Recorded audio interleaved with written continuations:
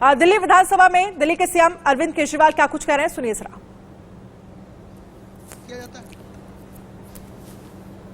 कोई बात नहीं। सुप्रीम कोर्ट का 2018 का ऑर्डर साफ साफ कहता है, संविधान का आर्टिकल 239AA4 साफ साफ कहता है that lieutenant governor of Delhi और the administrator of Delhi is bound by aid and advice of council of ministers.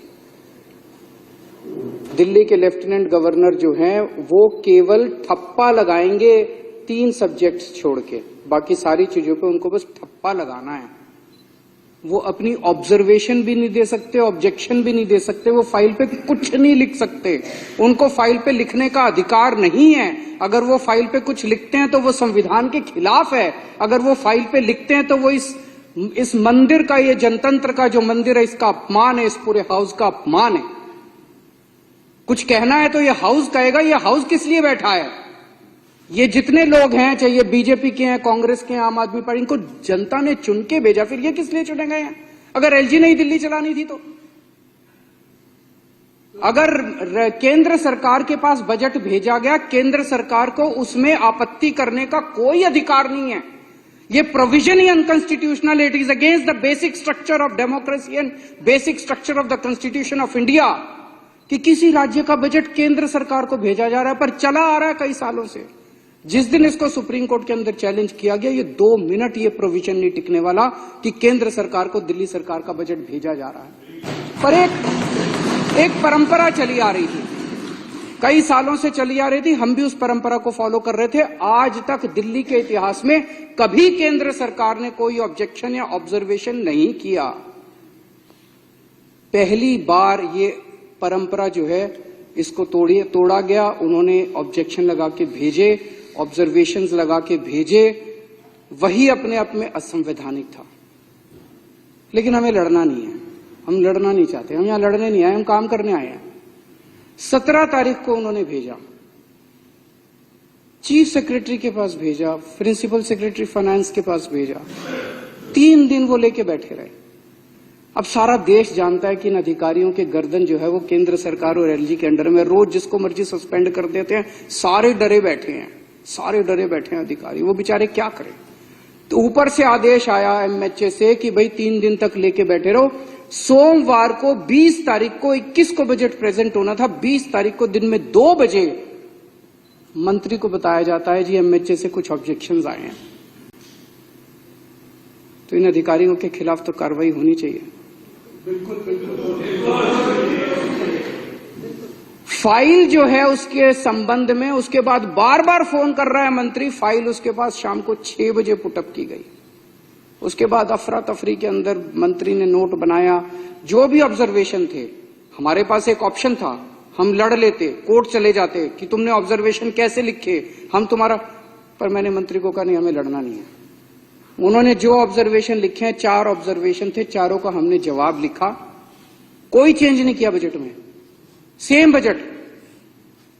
Ego थी कि हमारा जवाब दो, दे दिया भाई साहब। आपके पैर छू लिए, पैर छू लिए उनके हाथ सामने हाथ जोड़ लिए, जो मांगा उन्होंने जवाब दे दिए। आज वापस आ गया, बजट अप्रूव हो गया। अहंकारी है। क्या मिल गया? एक मिनट सर, 1 मिनट। आप ही की जिंदाबाद है सर, पूरी आप ही हो बस, तो बाकी तो हम तो ऐसे ही हैं। क्या मिला इससे? यही मिला जो ये भी कह रहे हैं, जिंदाबाद। बस ये राजनीति है, अहंकार है।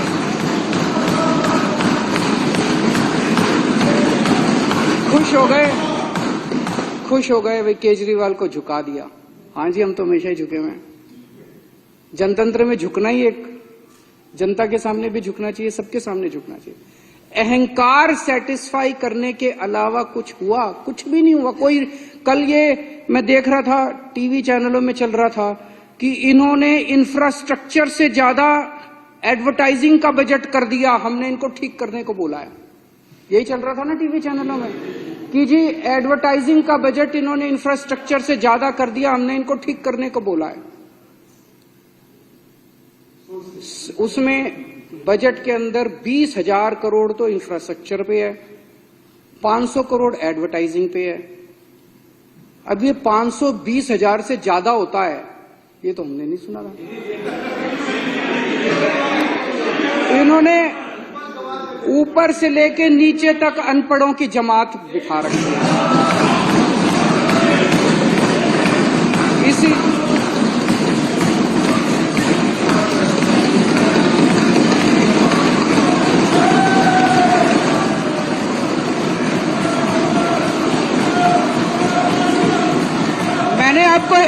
मैंने आपके नेता को नहीं कहा, मैंने आपके नेता को नहीं कहा, आपको कैसे लगा उसको बोला है?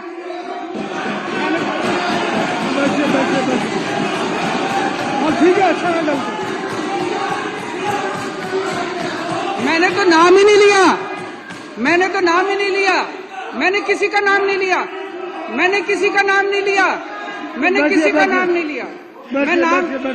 मैं किसी का नाम, बैठ जाओ, मैंने किसी का, मैं तो ये कह रहा हूं जी, ये बता दो कि कहां लिखा है कि 500 की फिगर जो है वो 20,000 से ज्यादा होती है?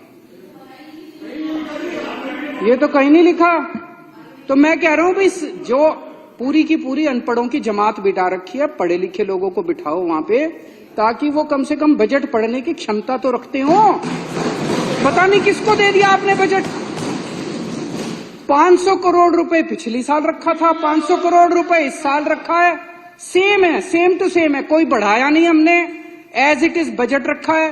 कहते हैं कल से चला रखा है बजट, एडवर्टाइजिंग का बजट बढ़ा दिया, एडवर्टाइजिंग का बजट इंफ्रास्ट्रक्चर से ज्यादा, कहां कर दिया? कहीं नहीं करा। आज वो सेम टू सेम बजट हमने कोई चेंज करके नहीं भेजा, जो बजट में लिखा था उसी में से 4 लाइनें कोट कर करके भेज दी। आज एलजी साहब ने भी कल रात को 10:30 बजे लिख दिया अप्रूव्ड। यार ये क्या है यार, तो पहले ही अप्रूव कर देते, क्या जरूरत थी? वो कह रहे थे मेरे सामने झुको, मेरे पैर पकड़ो। आपके सामने झुक गया ऐसा? आप ही प्रभु हो, आप ही सब कुछ हो। मेरी आज इस मंच के, इस हाउस के माध्यम से अपील है, प्रार्थना है प्रधानमंत्री जी को कि प्रधानमंत्री जी, हम काम करना चाहते हैं, हम लड़ना नहीं चाहते। हमारी लड़ाई हमारे बस की बात नहीं है, हम बहुत छोटे लोग हैं।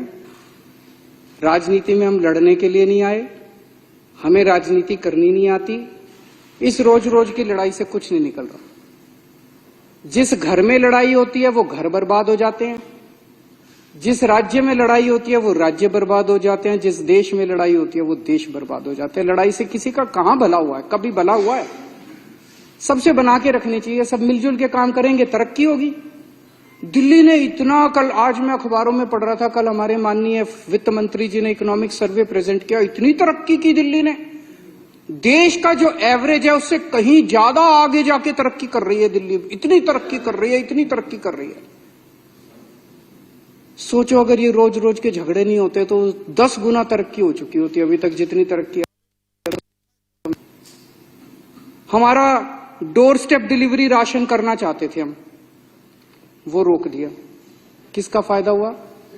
जो राशन वाले चोरी करते थे, राशन माफिया था, उसका फायदा हुआ, जनता का फायदा तो नहीं हुआ।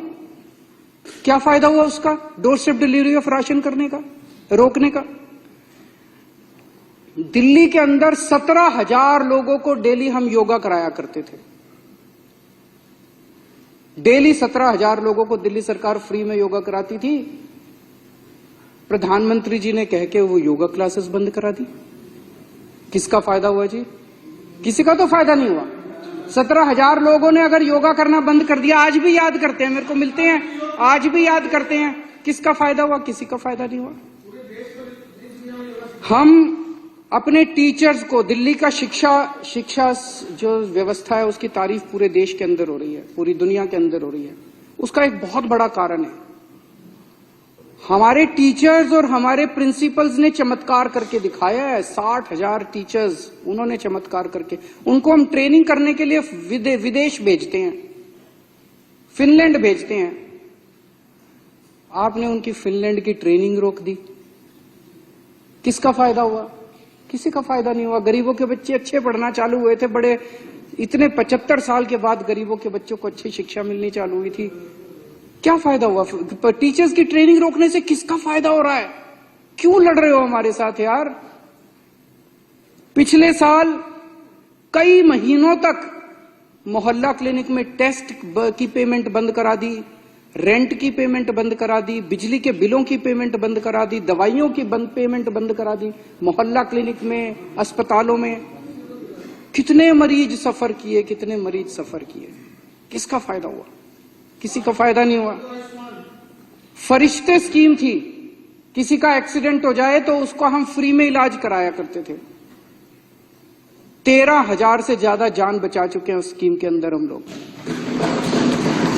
उस स्कीम की पेमेंट बंद करा दी। बताओ, उस स्कीम की पेमेंट बंद करा दी। मरते हुए आदमी को अगर हम जान देने की कोशिश कर रहे थे, उसकी पेमेंट बंद करा दी। किसका फायदा हुआ प्रधानमंत्री जी? अभी जैसा हम लोग देख रहे हैं कि बजट रोक दिया, मेयर के चुनाव बंद करा दिए। मैं प्रधानमंत्री जी से कहना चाहता हूं, आप बहुत बड़े हैं, हम बहुत छोटे हैं। एक छोटी सी दिल्ली चला रहे हैं, हमें अपनी दिल्ली चलाने दो। आप बहुत बड़े हो, बहुत बड़ा काम कर रहे हो, पूरे देश के अंदर काम कर रहे हो। आप अपना काम करो ना, हमें अपना काम करने दो।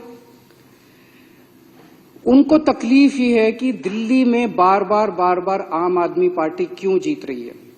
उनको तकलीफ ही है कि बार बार दिल्ली में बीजेपी क्यों हार रही है। मैं प्रधानमंत्री जी को कहना चाहता हूं कि अगर आप दिल्ली जीतना चाहते हो तो मैं आज आपको मंत्र देता हूं दिल्ली जीतने का।